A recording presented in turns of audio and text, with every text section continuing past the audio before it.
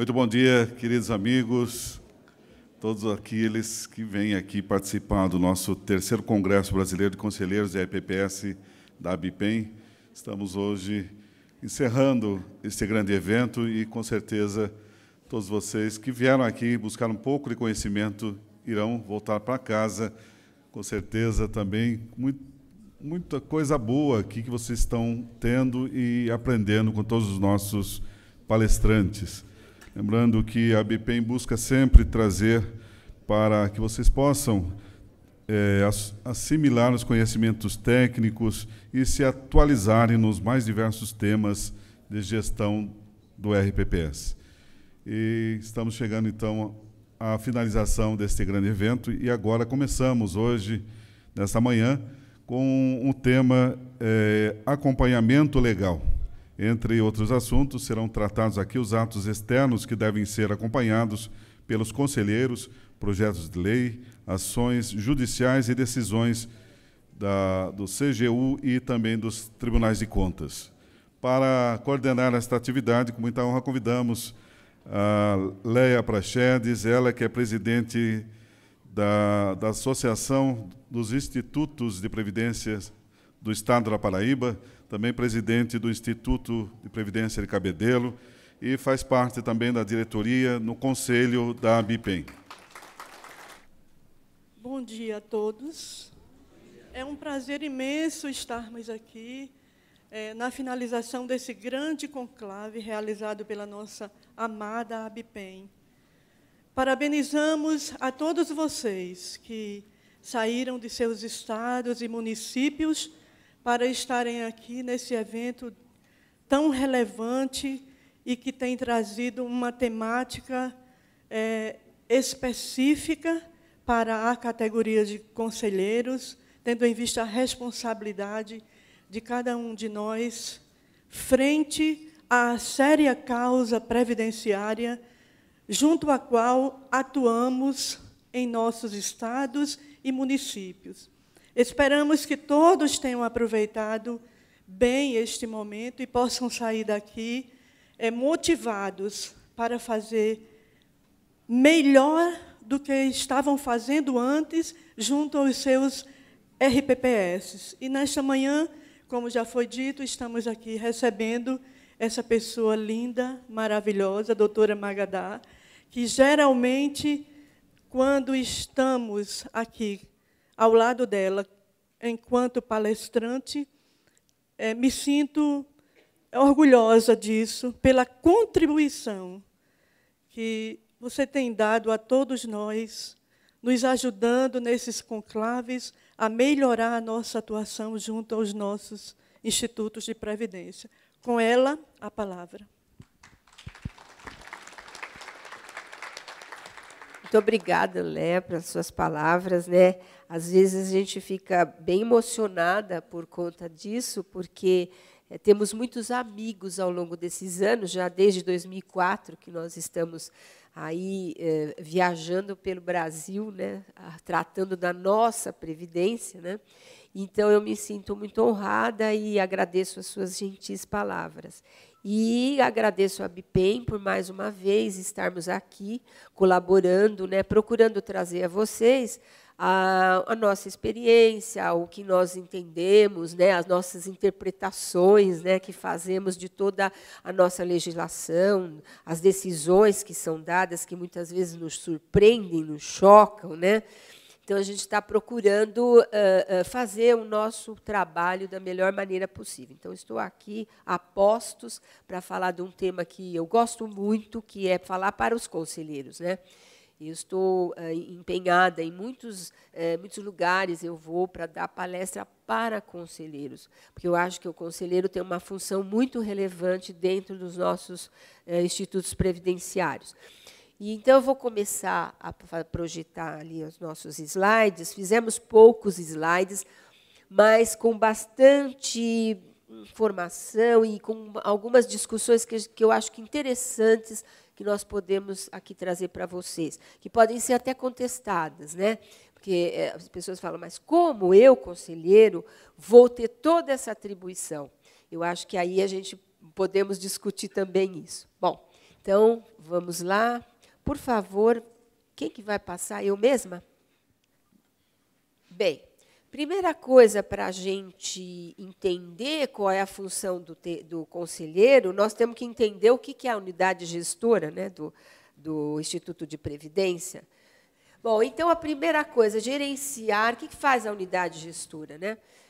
Quer seja um instituto previdenciário, quer seja um departamento ou um órgão, né, dentro da estrutura do executivo, gerenciar direto ou indiretamente a concessão, o pagamento e a manutenção dos benefícios de aposentadoria e pensão, no mínimo, né, e de todos os poderes, órgãos e entidades do ente federativo. Quer dizer, é um órgão centralizador, um ente centralizador que vai gerenciar, né, todos esses benefícios. Proceder ao recenseamento previdenciário com periodicidade não superior a 5 anos, abrangendo todos os aposentados e pensionistas do respectivo regime, e eu incluiria aí também os ativos, né, porque é preciso ter a fotografia, né, de como esse ativo, de qual é o histórico previdenciário dele, o que ele traz em sua bagagem, se ele já conseguiu a certidão de outros regimes e já averbou no regime ao qual ele está vinculado. Isso é extremamente importante, porque essa informação depois vai lastrear os estudos atuariais.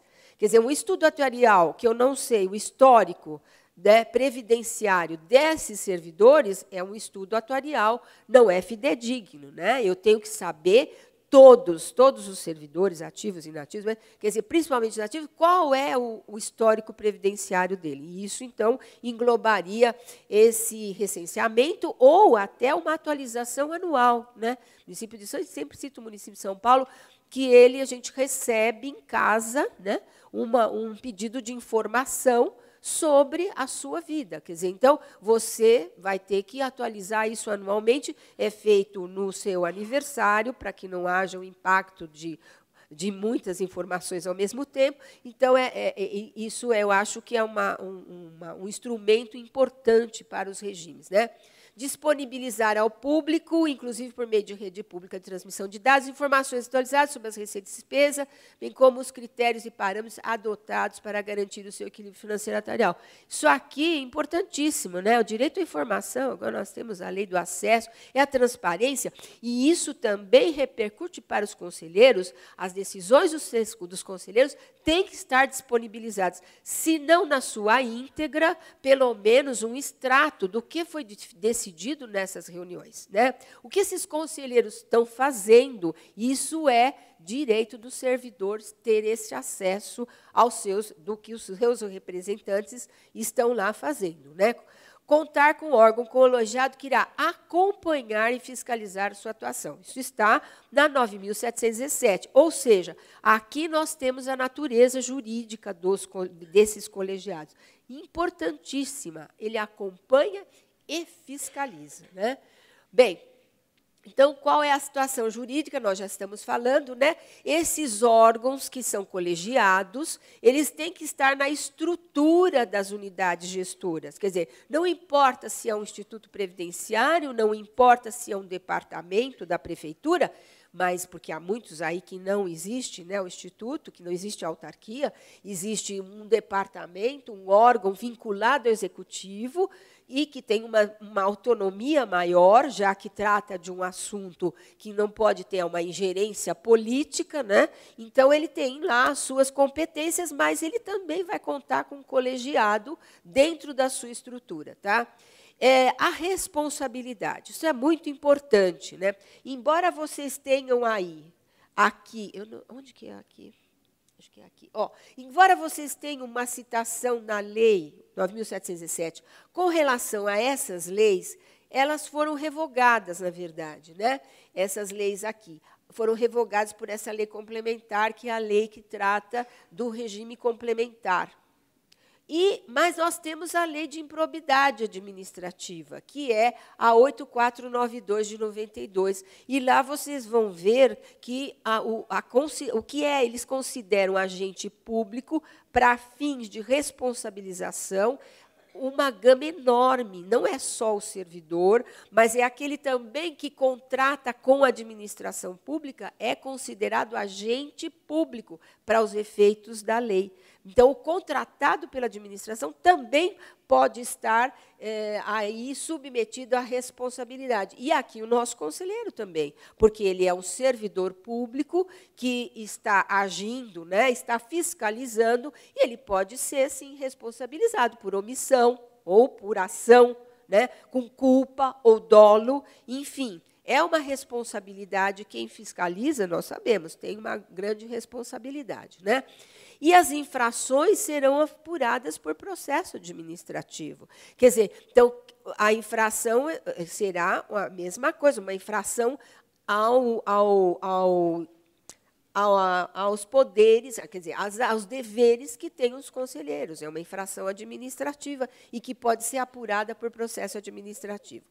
Bem, o artigo 9º da Lei 10.887, ele diz que os conselheiros têm que ter participação paritária. Aqui é uma discussão se isto é ou não uma norma geral, que tem que ser obrigatória, ou se é somente uma norma federal. Né? Há uma distinção aí. Às vezes, a legislação federal ela tem um problema. É como a lei de licitação, por exemplo. Né?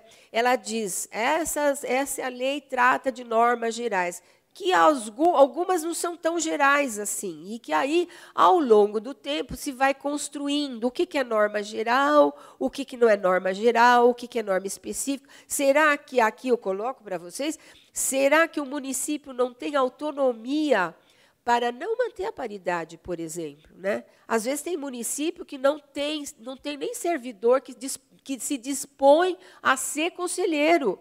Então, o prefeito fica naquele impasse. Quem que eu vou nomear e designar para ser conselheiro? Né? Então, às vezes, tem que designar cargo em comissão, outras pessoas. Aí não importa muito a questão do vínculo, gente. É claro que ser servidor efetivo traz, vamos dizer, uma maior segurança, né? Porque o efetivo é aquele que vai permanecer, que, embora o gestor saia a cada 4 anos, ele pode permanecer. E aí a responsabilidade, se tem uma responsabilidade mais assegurada. Mas isso não quer dizer que uma pessoa que seja, por exemplo, titular de um cargo em comissão, possa desrespeitar e descumprir a lei. Ele também vai estar sujeito às mesmas infrações, não administrativas, se ele estiver fora da administração pública, mas outras de natureza civil, penal. Né? Então, na verdade, eu entendo aqui que isso não é uma norma geral. Eu acho que pode, sim. Eu acho que é saudável que tenha uma participação paritária melhor, mas não necessariamente obrigatória. Esse é o meu entendimento. Né?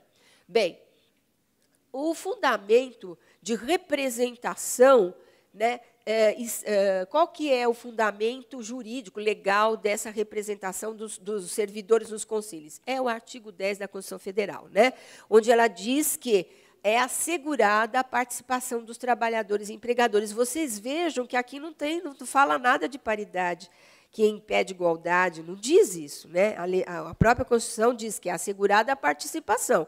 Tem que haver a participação, mas não que seja em situação de paridade, de igualdade com os representantes da administração. Tá? Bem, para começo, a gente tem que entender se é um órgão, uma unidade gestora dos benefícios, gerencia os benefícios previdenciários, tem que saber quais são eles. Né?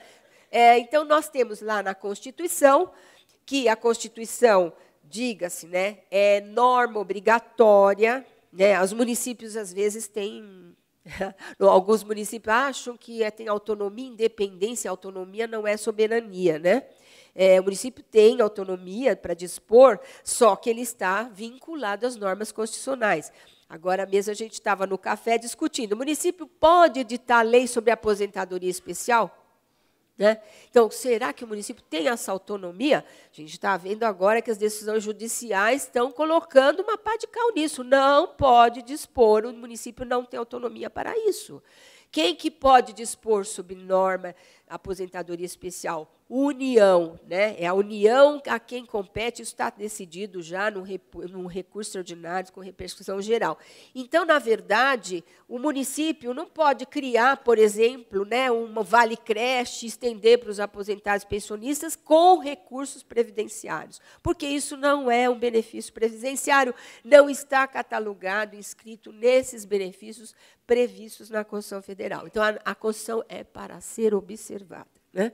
E não há, o Supremo Tribunal Federal, já em inúmeras decisões já falou isso, normas sobre servidor, as normas que estão na Constituição são obrigatórias, assim como também as previdenciárias. Então, eu não posso, o município, por exemplo, colocar lá aposentadoria de vereador, né?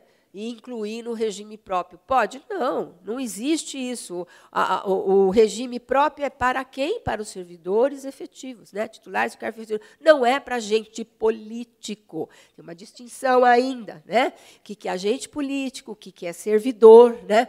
E isso tudo a gente tem que conhecer um pouquinho para poder discutir essas questões. Bom, então, aqui são os benefícios previdenciários. O Instituto pode ter apenas 2, aposentadoria e pensão por morte, os outros podem ficar por conta do ente federativo. Né? Então, na verdade, por que só esses 2? Porque são os únicos que estão na Constituição. Né? Auxílio-doença não está disciplinado para o servidor, nem auxílio-acidente, nem salário-família. Então, a lei é infraconstitucional. Então, na verdade, Instituto Previdenciário, Previdência, regime próprio, deve cuidar de aposentadoria e pensão por morte, no mínimo. E acho que isso seria o suficiente, do meu entender, para o regime próprio cuidar, aposentadoria e pensão. O resto deveria mesmo ficar com o ente federativo.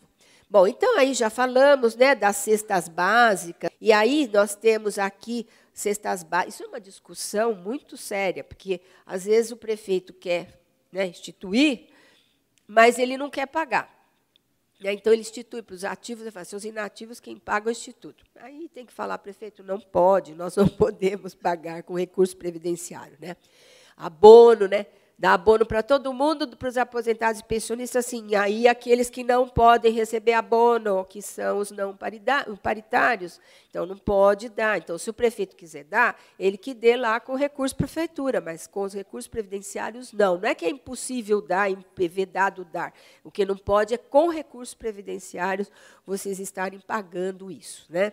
Bem, aí temos aí a lei de cada ente, né, dispõe sobre as atribuições e composição do conselho, então, isso é autonomia, vai dizer quais são as atribuições, o que esse conselho tem, né, tem prerrogativa para realizar. As exigências para preenchimento do cargo de conselheiro também tem que estar na lei, nessa lei, né, municipal, estadual, e aí vai dizer o quê? Sobre quais as condições. Então, olha, a primeira delas é a habilitação profissional básica. Não é necessário ter nível universitário. O nosso Tribunal de Contas do Estado de São Paulo está exigindo, né, que o conselheiro tenha nível universitário. Agora, você imagine um município em que a maioria dos servidores não tem nível universitário. O que você faz? Né? Então, acho uma exigência absurda. É claro que, nos municípios maiores, se você contém, né, você conta com o número de servidores de nível universitário, você poderia até, no Estado de São Paulo, por exemplo, a Lei 10.10 faz essa exigência, né, a lei lá do São Paulo Prévio, mas todos têm que ter nível universitário. Mas aí nós estamos tratando do Estado, né, os servidores estaduais, e inúmeros, né, com essa experiência, com essa habilitação. Mas o que é muito importante, por exemplo, é ter a experiência. Né? A experiência é importante. Né? A pessoa que, pelo minimamente, conhece um pouco a administração, conhece um pouco a legislação, ou, enfim. Ou isso também pode ser visto posteriormente. A lei pode dizer, bom, dentro de 180 dias após a eleição, a nomeação, a designação, essa pessoa será capacitada. Né? Não é necessário que seja preenchido na hora que ela vai se candidatar ou na hora que ela está sendo nomeada. Tá? Isso é importante. Não responder a processo administrativo ou judicial por infração grave. A Lúcia tem um problema aí, né? estávamos discutindo de um município, né, que tem lá um conselheiro que está sendo suspenso e tal. Bom, aí como é que faz? Perde o mandato ou não perde? Né? No curso, né? No curso do mandato, pratica atos que implicam. A gente estava contando essa história aí. E aí, no fim, o que acontece? O que tem que acontecer com uma pessoa que já foi suspensa por infração grave dentro da administração, vai continuar? Né? Então, eu acho que é o caso de... Mas tem que colocar na lei, né? Que se tiver praticar ato que implique em violação dos deveres funcionais, tem um afastamento provisório, ele tem que responder a um processo administrativo disciplinar dentro do próprio colegiado e ele tem que perder esse mandato. Né? Isso é básico. Então, na verdade, eu acho que isso tem que estar previsto na lei, porque se vocês não tiverem essa previsão legal, como é que vocês vão fazer? Né? Ser estável também é uma condição, quer dizer, ter cumprido o estágio probatório, pelo menos. Né? E o regulamento vai trazer o detalhamento, como ele funciona.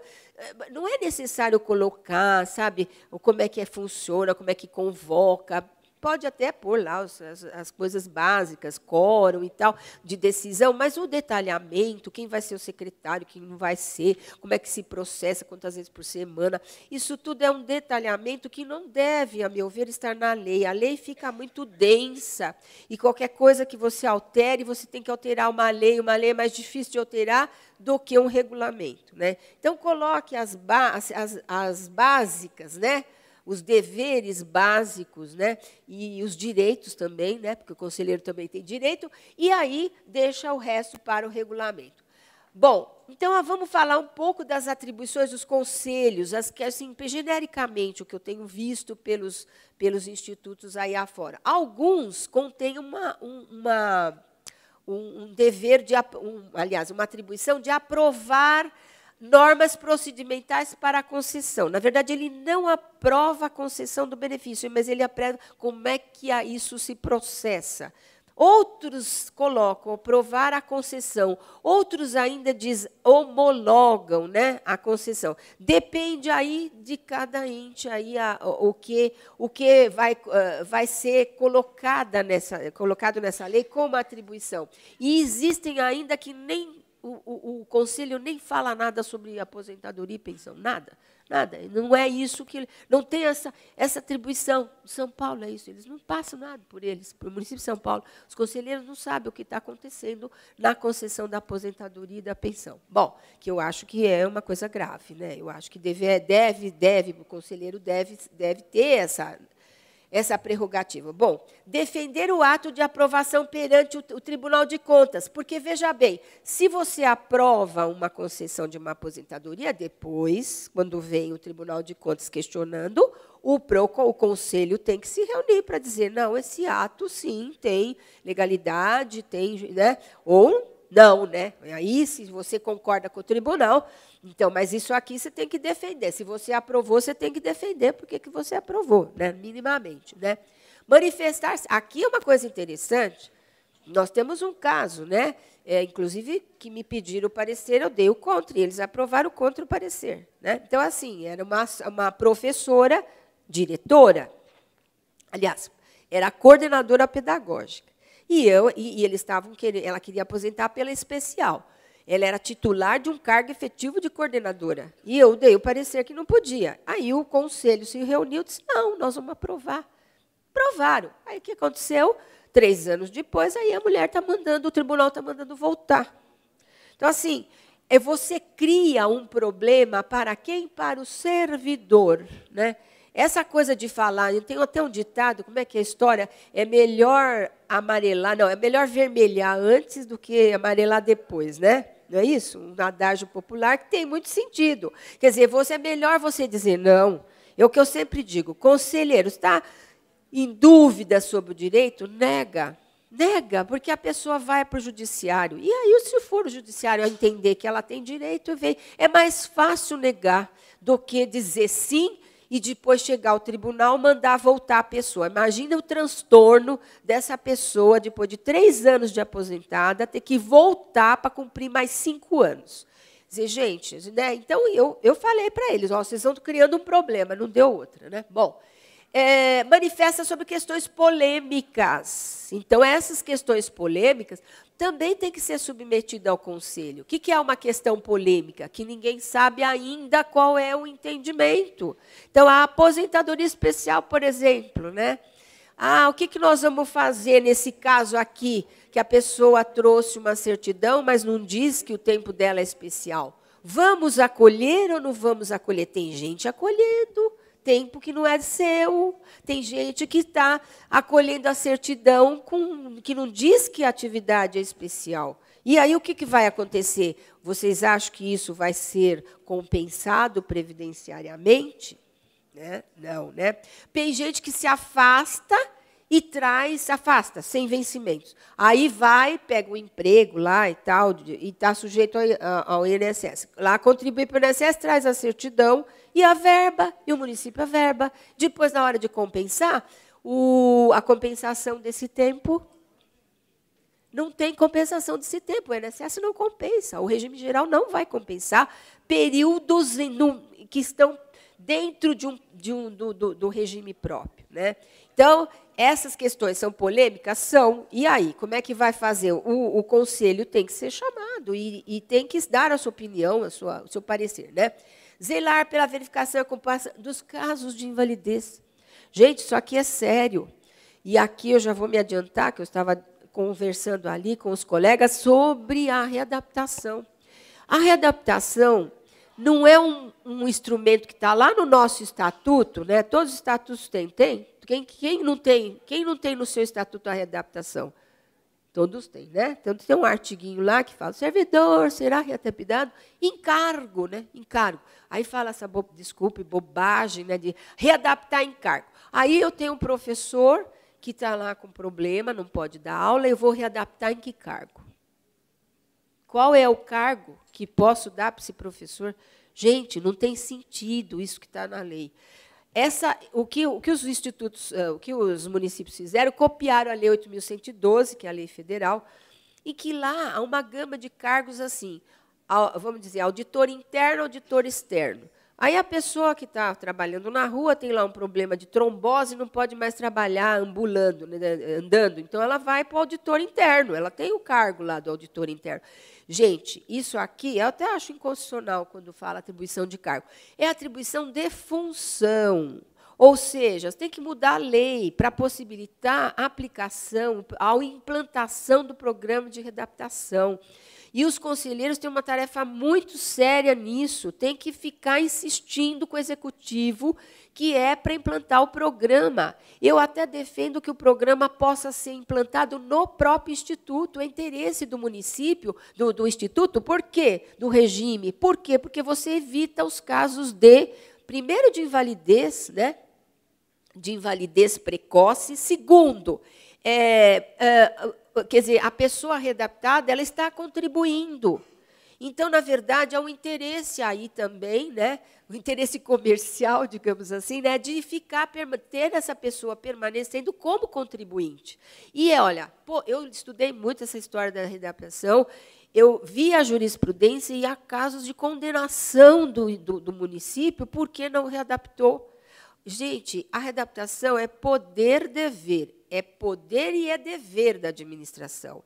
E porque ela está ligada ao direito ao trabalho. O trabalho, para nós brasileiros, a gente tem uma noção, talvez, né, nessa situação, não vou falar de crise, mas uma situação anômala, né, que nós estamos passando, que há grande índice de desemprego, talvez as pessoas valorizem mais o que é o trabalho. O trabalho, né, segundo a Organização Internacional, o quê? Ele está ligado à dignidade da pessoa humana. O trabalho é uma bênção, né? Para quem não é religioso, é uma bênção. Para quem é religioso, é uma bênção de Deus.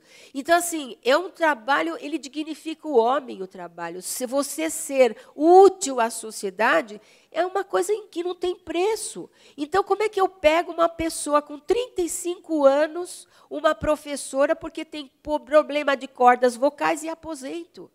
Como que pode aposentar a pessoa aos 35 anos, quando ela tem capacidade para ser readaptada, para estar na escola, para fazer trabalhos importantes de coordenador pedagógico, vai ajudar, projetos com as crianças, ela não pode pegar a sala de aula. Outro dia eu mandei até para a Lúcia, né, uma professora que tinha alergia a giz.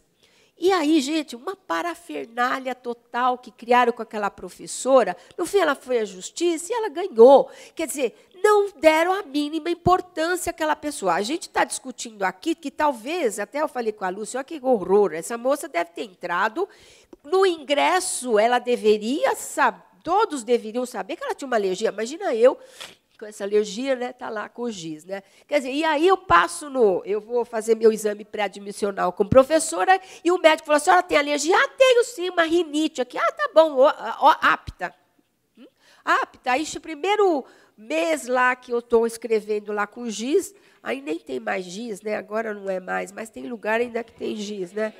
Tem, né? Tem. Aí você petou lá escrevendo, aí já entra o quê? Hein? Auxílio-doença. Então, muitos dos problemas que vocês têm de invalidez são provocados pelo exame admissional incorreto, que não é pesquisado. E isso, o interesse, vocês vão ter esse interesse, e tem que cobrar isso da administração, gente. Tem que ser o chato do pedaço. Vamos melhorar esses editais, né? Vamos melhorar este ingresso. Há municípios há municípios onde o exame pré-admissional é feito no próprio instituto. O instituto convenia com a prefeitura manda recursos e ele faz a readaptação, ele faz o pré-admissional. É para se estudar isso, tá? Porque isso é interesse do regime, né? Do regime. Bom, então, vamos lá. Propor metas e verificar resultados. O que é isso?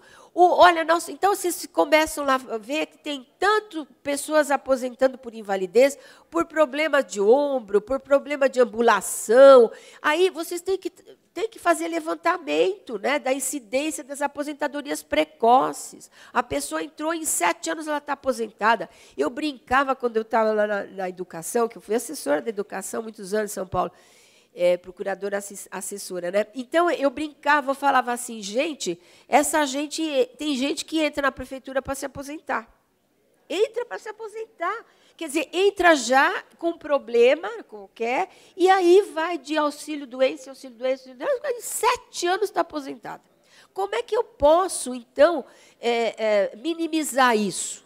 Né? Como é que a gente pode, né, minimizar? Então, vocês têm que traçar metas. Olha, outro dia, no município aí, a secretária de Educação falou 40% dos professores estão em auxílio-doença. Gente, não é possível isso, né? Aí ela fala assim, quer dizer, não é possível...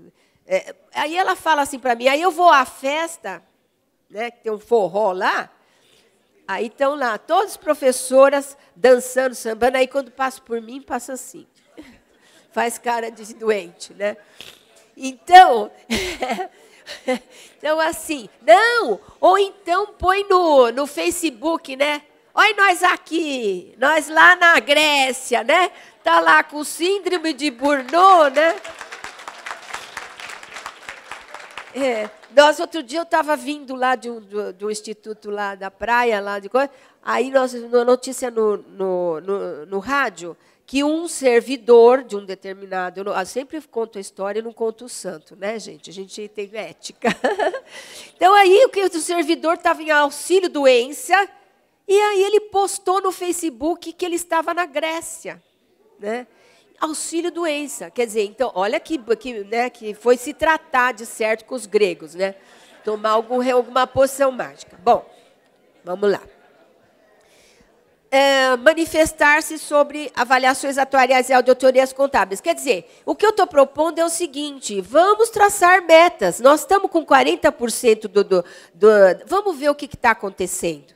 Vamos fazer aí vamos propor, né, que tenha um centro de atendimento especializado, vamos supervisionar e acompanhar os auxílios-doença.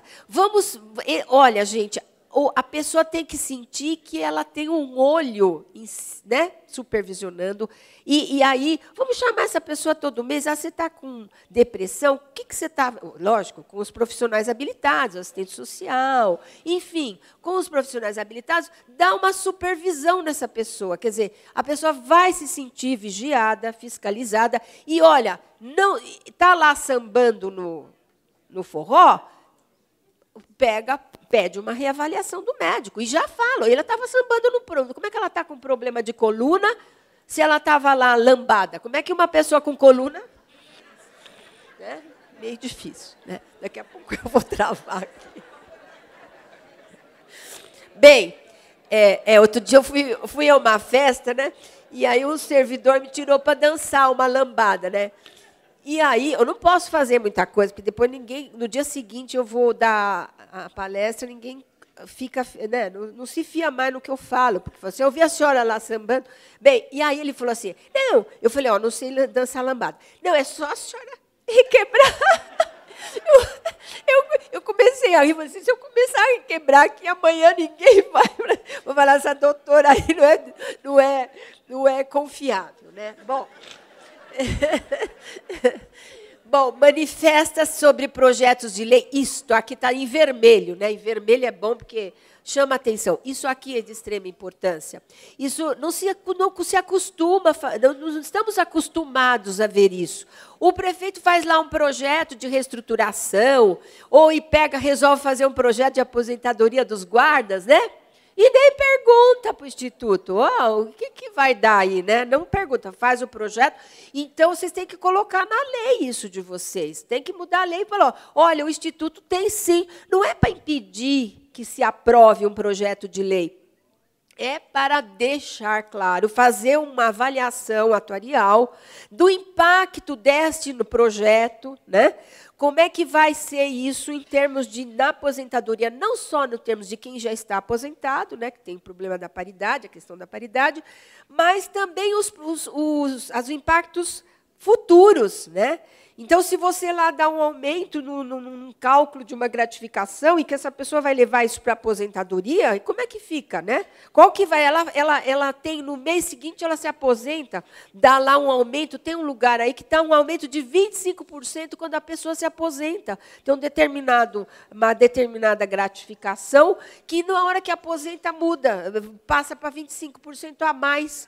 Como é que o regime vai se sustentar com isso? Quer dizer, sem contribuição previdenciária, às vezes um mês, e aí já aposenta com benefício, que é um benefício permanente. Então, o Instituto tem que se manifestar, e o Conselho tem que propor isso. Não vamos... Nos municípios, por exemplo, o contato, né, com os vereadores, às vezes a gente barra uma lei no legislativo, vai conversar com o vereador. Olha, né, nos municípios há mais, esse contato é mais íntimo, né, vamos dizer assim. Então, caso dos agentes comunitários da saúde. Eu trouxe isso aqui porque é uma questão candente, né? Então, há aquela emenda complementar 58, né? Emenda complementar 58, a lei federal, que diz que eles podem ser seletistas ou podem ser estatutários. A questão de ser seletista e estatutário é uma questão séria, porque nós temos a DIN 2135, que questiona o artigo 39 da Constituição. E, segundo aquela liminar que foi dada nessa DIN, o regime jurídico é único. Né? Essa DIN fez isso. Olha, aplica-se ao 39 da Constituição anterior, né? Então, que a Constituição de 88 dizia o quê? Que o regime jurídico tinha que ser único. Então, como é que eu posso fazer uma lei instituindo agente comunitário, hoje, né? Uma lei de agente comunitário seletista, se eu tenho um regime jurídico que é estatutário? Então, nós já estamos violando aquilo que já diz o próprio Supremo, quer dizer, que tirou... Eu estou violando o artigo 39, que está em vigor, o anterior, né? Porque o novo, que foi pela emenda 19, foi modificado, a sua eficácia está suspensa. Então, eu tenho que aplicar... Então, eu não posso fazer. Como é que eu vou enquadrá-los, né? Como eu submetê-los ao regime estatutário se eles não fizeram concurso? pergunta, né? Fizeram uma seleção. Seleção não é concurso. Então, vamos, né, temos que discutir isso. Segundo, como é que eu vou pegar essa gente, colocar dentro do regime próprio, sem nenhum estudo atuarial? Quer dizer, como é que vai ser esse impacto dessas pessoas que estão há muito tempo, às vezes, né, contratados temporários pela administração, sob o regime seletista?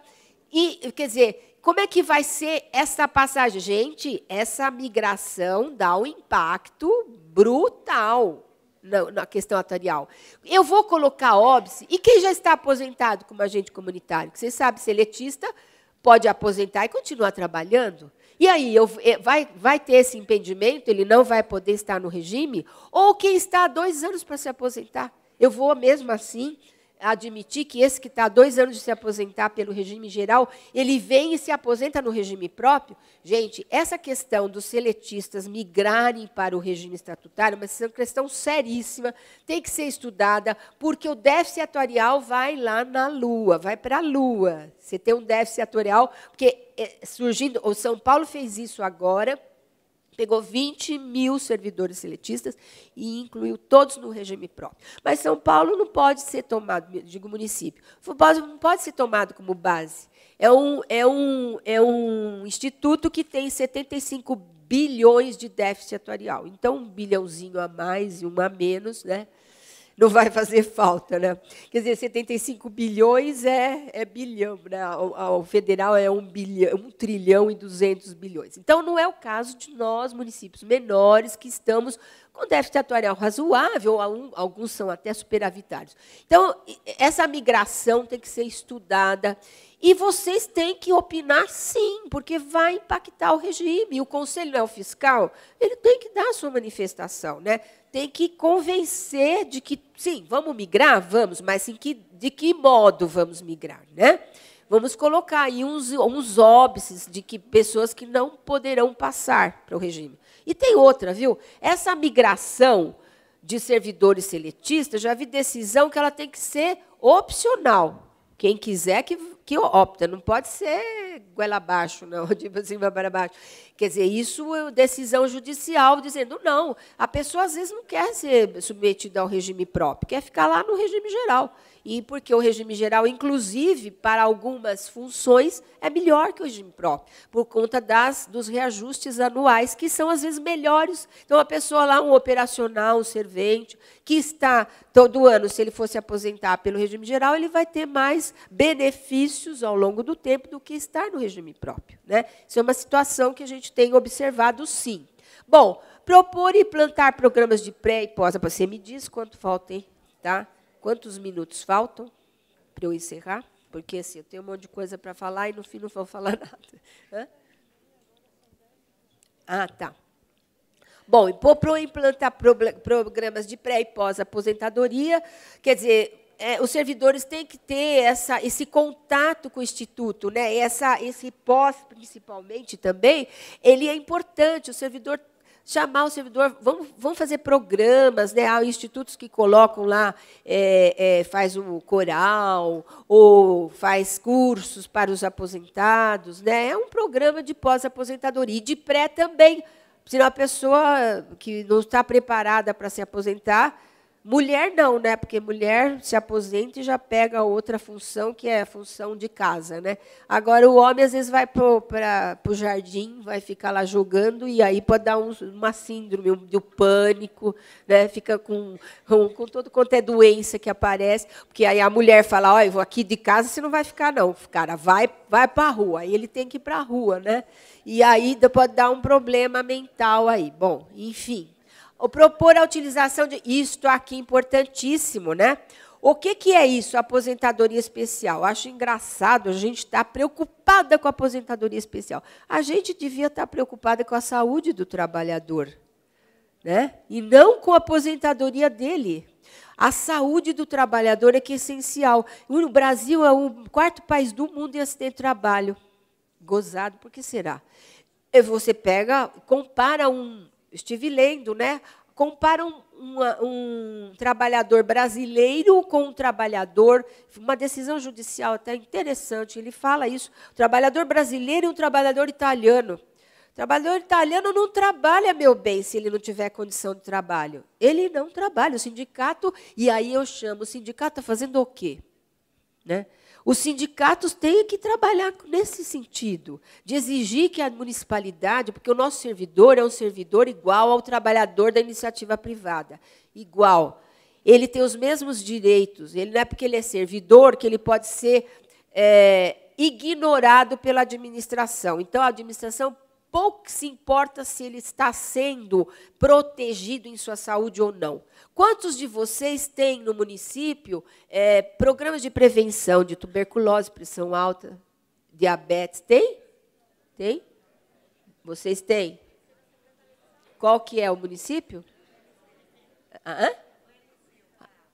Então, lá no Pará, vocês estão vendo? É um exemplo, tem que ter isso, né? Temos que cuidar da saúde do nosso trabalhador, do nosso servidor. Temos que cuidar de programas, né? Há programas de prevenção de acidente. Tem CIPA no seu município? Tem CIPA? Não. Então, gente, isso é fundamental. Aí a gente acaba aposentando pessoas que não precisariam estar aposentadas se tivessem o quê? Usado equipamento individual de segurança, de proteção. Né? Se ele está protegido, o Supremo já disse isso. Se está protegido, não é caso de aposentadoria especial. Porque ele não sofreu a influência, né, do agente nocivo, porque ele estava protegido. E existem hoje equipamentos individuais. Então, assim, lá o coveiro está usando luva, bota, né, o trabalhador, o que coleta o lixo, está usando protetor solar, está usando chapéu, né, com aba, né, tem uma abinha assim para não tomar sol. Isso tudo é fundamental. Então, é preciso, agora, precisa ter e ser fiscalizado para ver se está usando, né? Senão, porque é evitar as aposentadorias especiais, né? Bom, acompanhar o fluxo dos recursos advindos da compensação, né? Isso é importante, tem muita gente que não está conseguindo. Então, por quê? O que está acontecendo que não está conseguindo? Né? Pelo amor de Deus, não me vamos terceirizar isso. Né? Eu terceirizar isso aqui, porque é função do Instituto. Bom, aí já falei do programa de readaptação, o parcelamento dos repasses não feitos. O Conselho pode não aprovar? Então, alguém veio me sugerir, olha, meu conselho não quer aprovar o que o prefeito quer parcelar lá. Ele, hoje, nessa situação aí que as prefeituras estão com dificuldade de fazer os repasses da contribuição patronal, né? A receita caiu, então está aquela luta, né, para fazer. E aí, o conselho pode dizer não? E aí eu coloquei, olha lá, vocês podem abrir mão de renúncia de receita. Não aceitamos isso aí. Nós temos do jeito que a gente quer. Né? Não é bem assim, a renúncia de receitas não pode fazer. Correção e juros de mora. Não pode abrir mão, né? Correção não é penalidade, juros de mora também não. Então, na verdade, tem que ser, sim, estabelecido correção e juros de mora. Né? Bom. Aprova a devolução das contribuições indevidas. Isso é importantíssimo, né? Temos um caso aí, né? O que aconteceu? Aí vem a questão da base de contribuição. A base de contribuição está correta? Né? Nós estamos tributando as verbas, as vantagens devidamente, de acordo com a lei?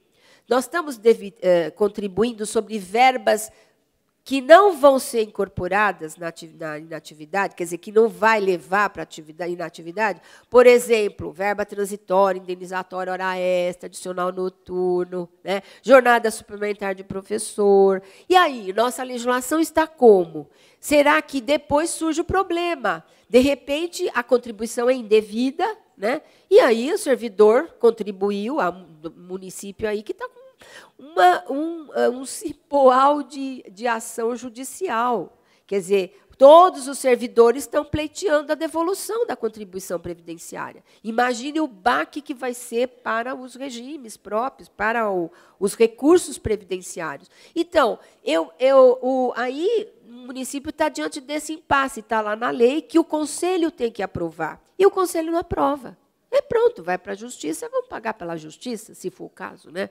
Se for o caso. Então, assim, o Conselho é uma tarefa importante aqui. Aprova a celebração de convênios, contratos, plano de contas, plano de investimentos, aprova contas de dizer, cuidado que isso aqui, acho que já falaram muito sobre isso, né? Então não vou me adentrar a essa questão. Aprova contas do exercício, aceita doações, acompanha a legislação sobre previdência do servidor.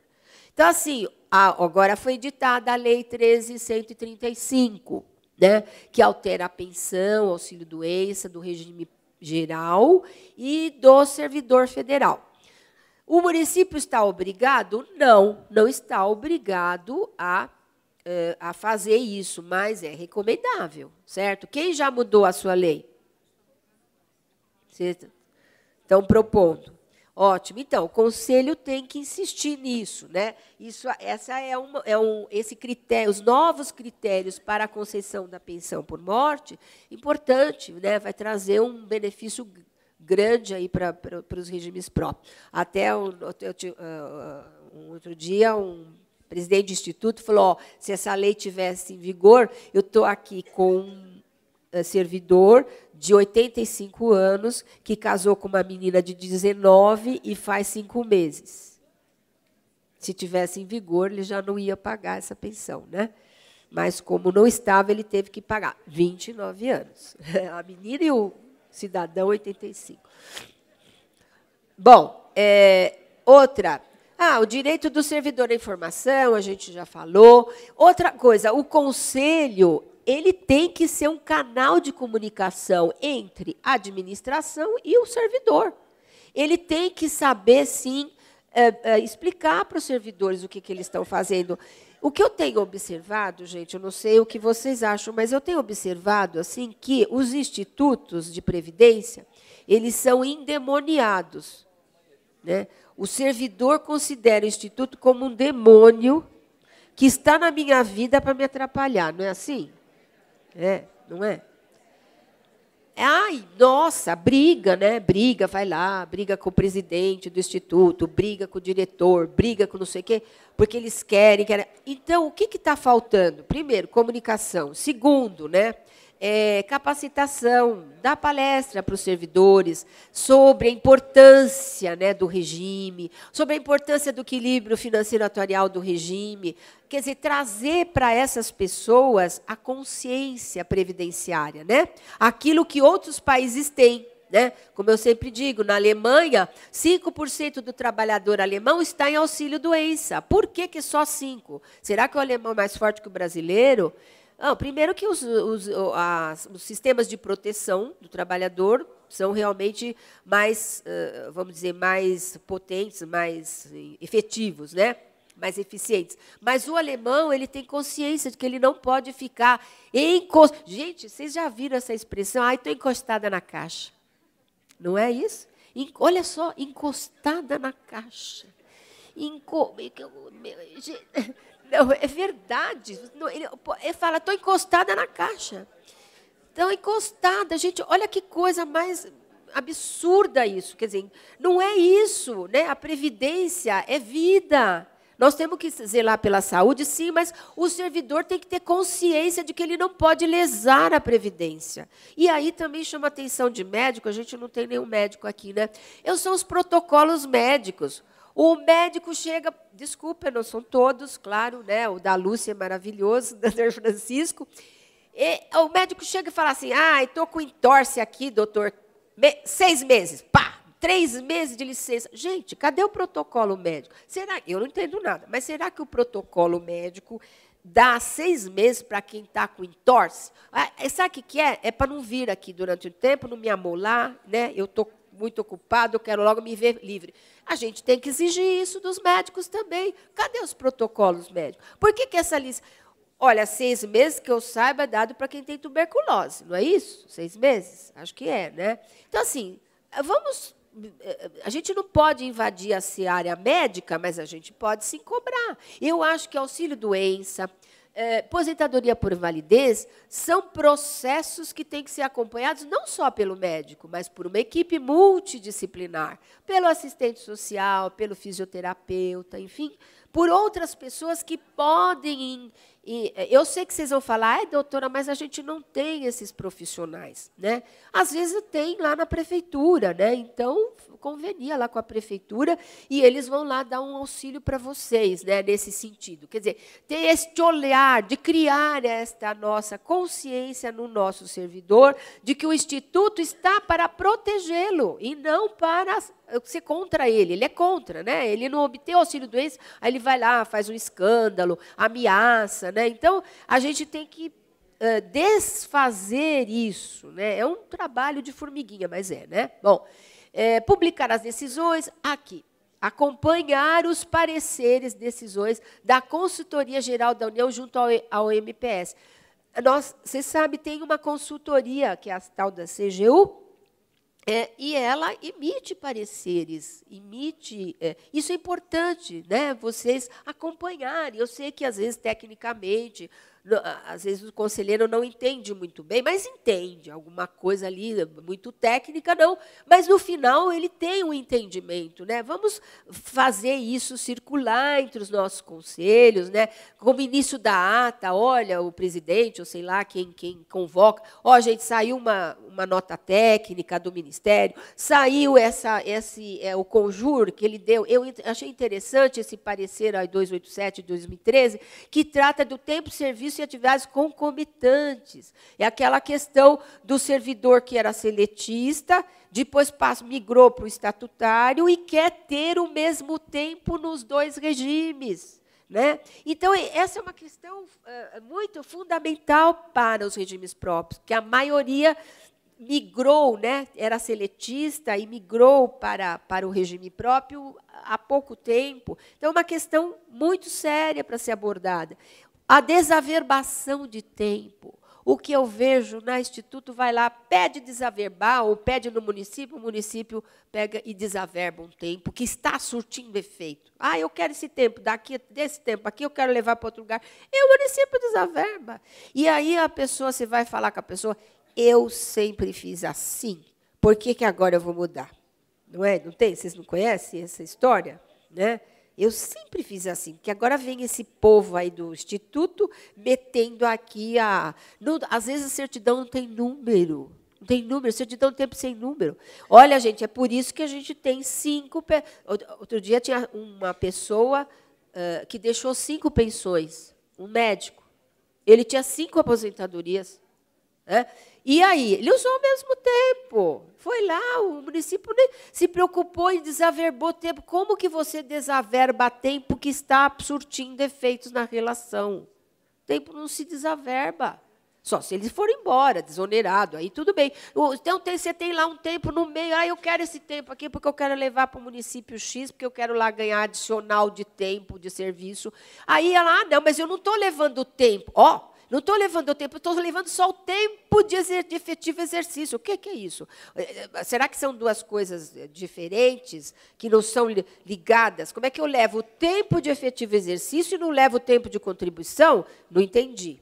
Né? Então, olha, vamos cuidar disso, né? Vamos ter um maior rigor, vamos exigir. Se é a prefeitura que faz, tem que haver uma disciplina, sim, tem que normatizar isso. E vocês têm que propor um decreto regulamentando a verbação de tempo. Quem que averba aqui tempo antes do servidor aposentar? Quem? Qual município?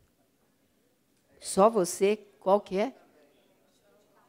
Itaúna. E quem mais?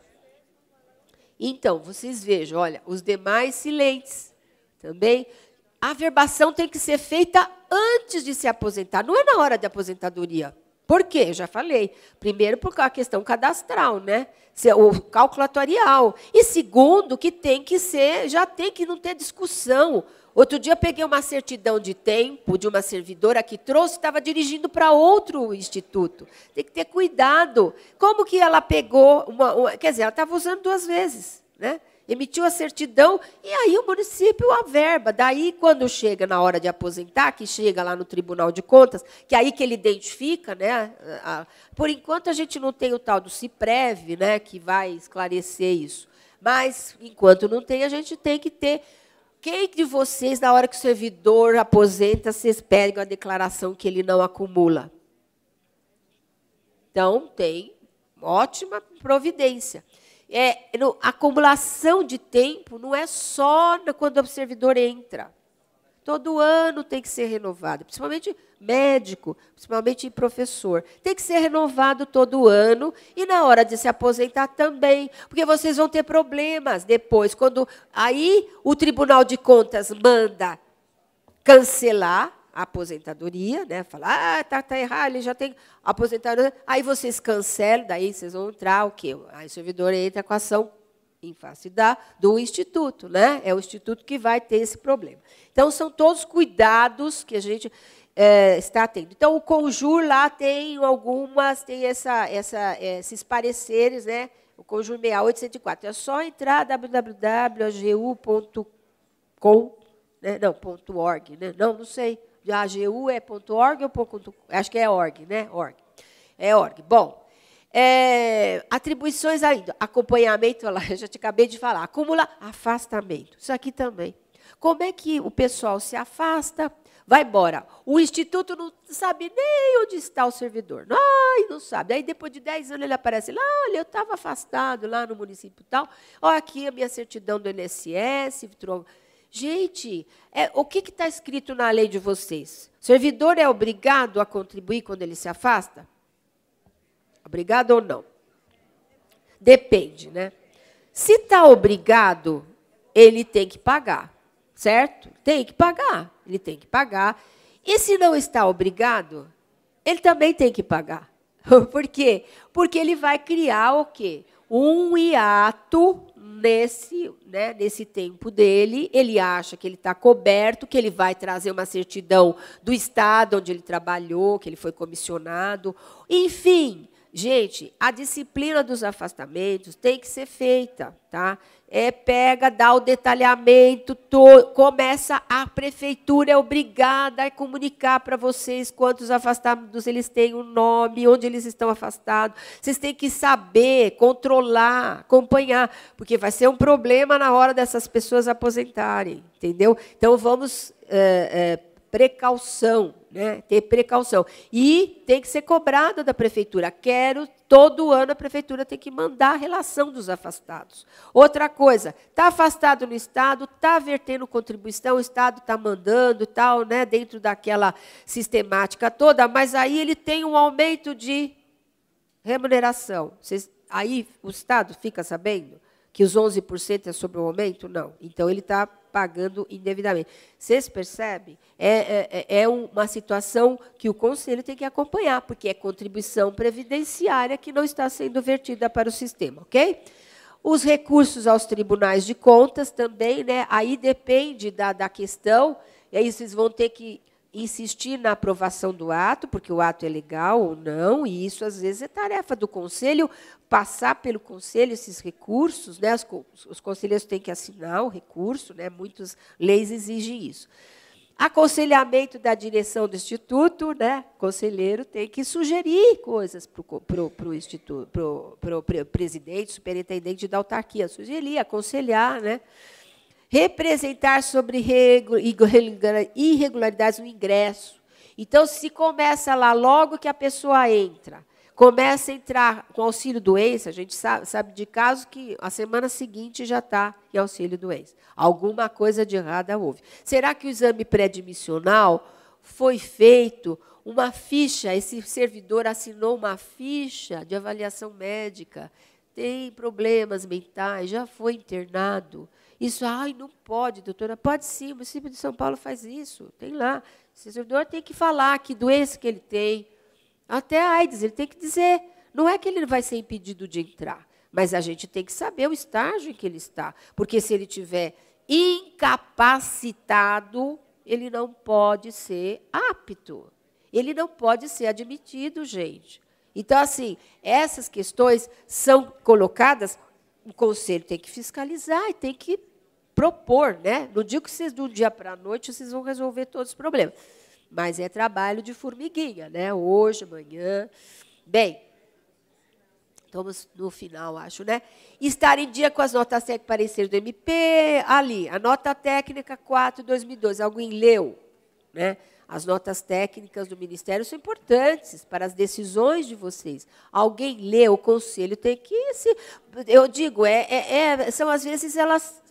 Para quem não é da área, pode ter alguma dificuldade, mas dá para entender, sabe? São bem feitas, bem colocadas.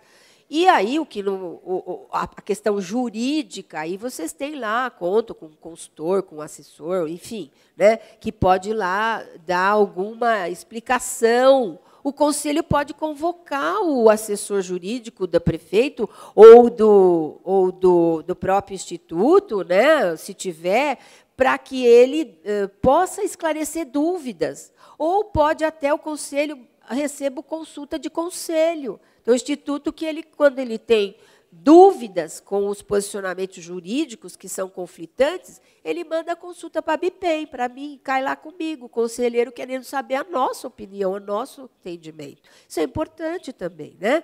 Acompanhe as decisões do respectivo Tribunal de Contas, das decisões judiciais, em especial do STF. O STF tem inúmeras decisões importantíssimas para o regime previdenciário, né? Importantíssimas. A recente é essa, da aposentadoria especial, que o município não tem competência para editar normas sobre aposentadoria especial, e a gente vê aí alguns municípios o prefeito sendo pressionado para editar normas. Então, vocês têm argumentação para defender que não é possível, né? Então, vocês vão ter lá decisão do Supremo dizendo que a mora é da União em editar lei, que não é do município, que o município tem competência.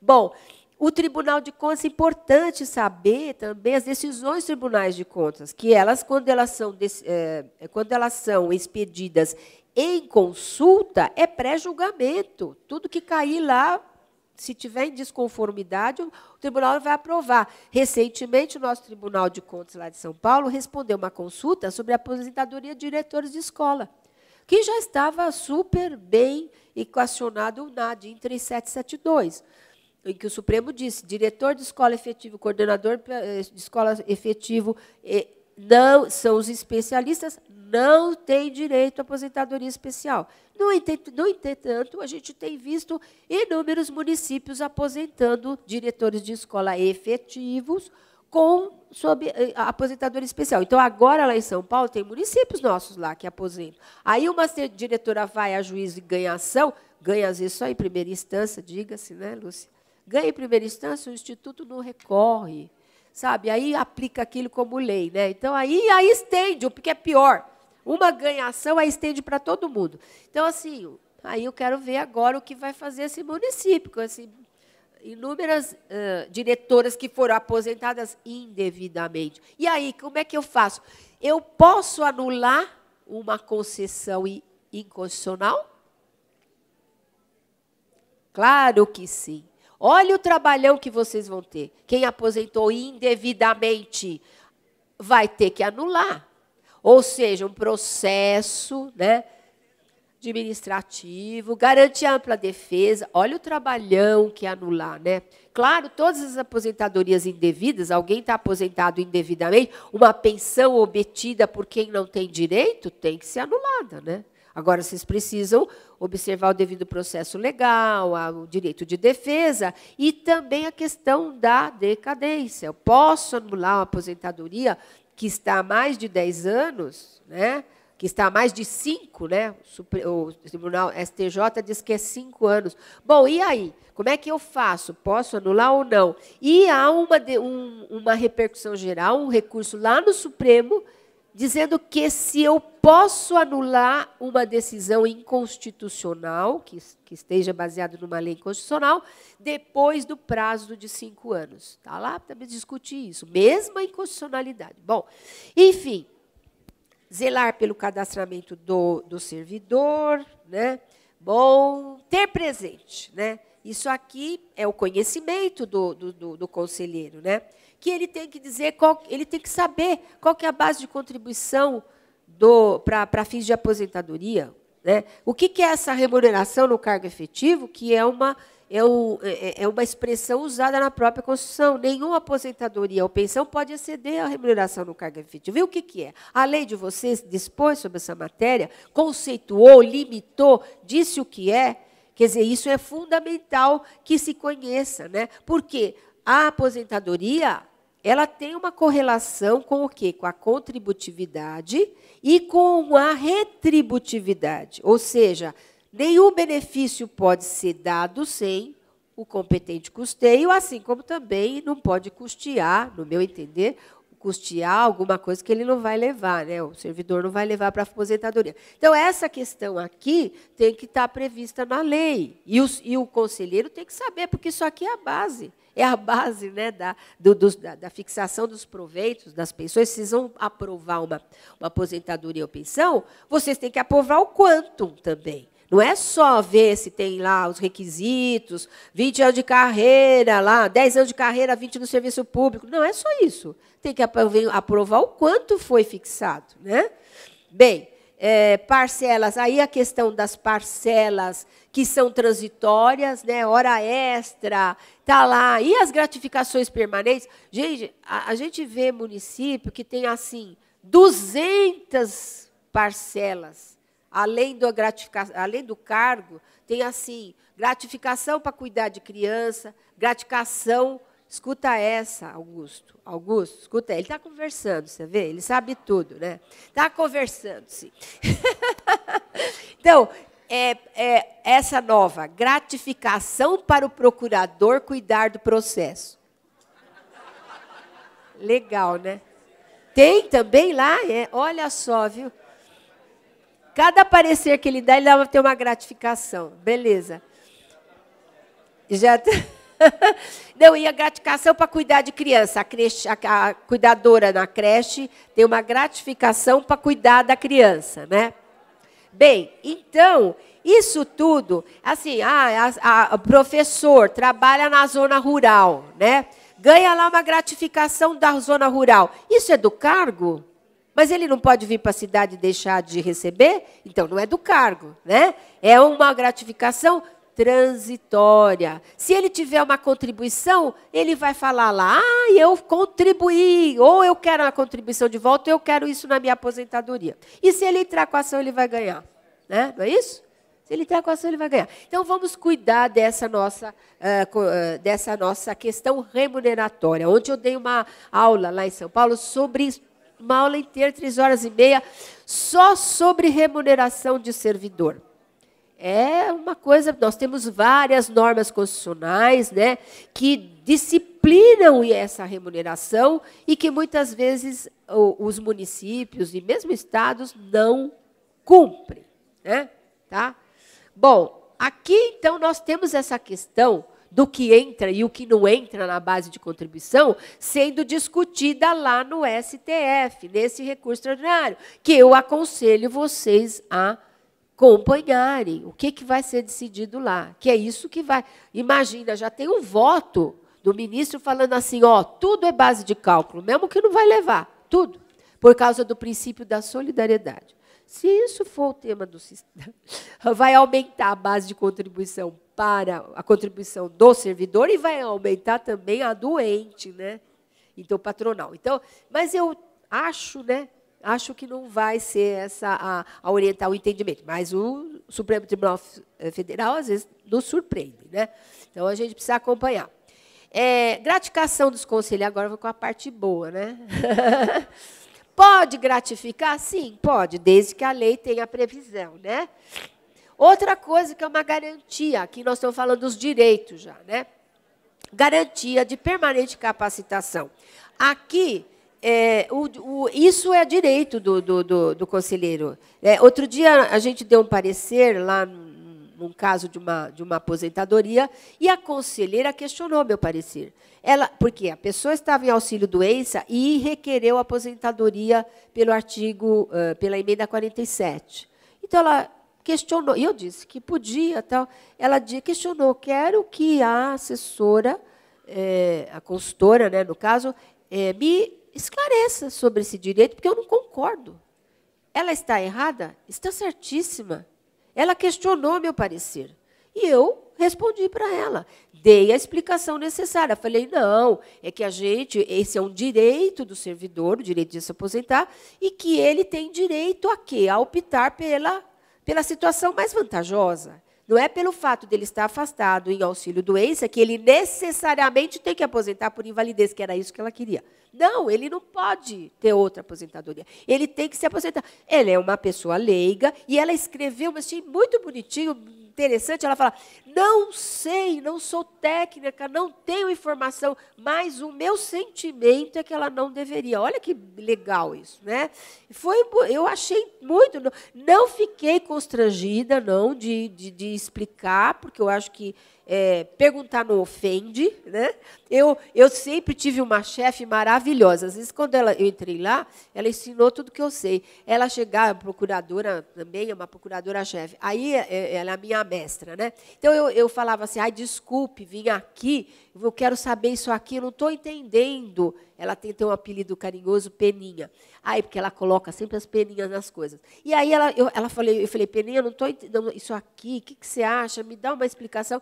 Ela falava assim, não, Magalhães, não precisa pedir desculpa. Os inteligentes perguntam, os burros fazem. Então, eu me senti, né? Oh, os inteligentes perguntam. Então, é isso aí mesmo. A pessoa tem o direito de perguntar, o direito de questionar, né?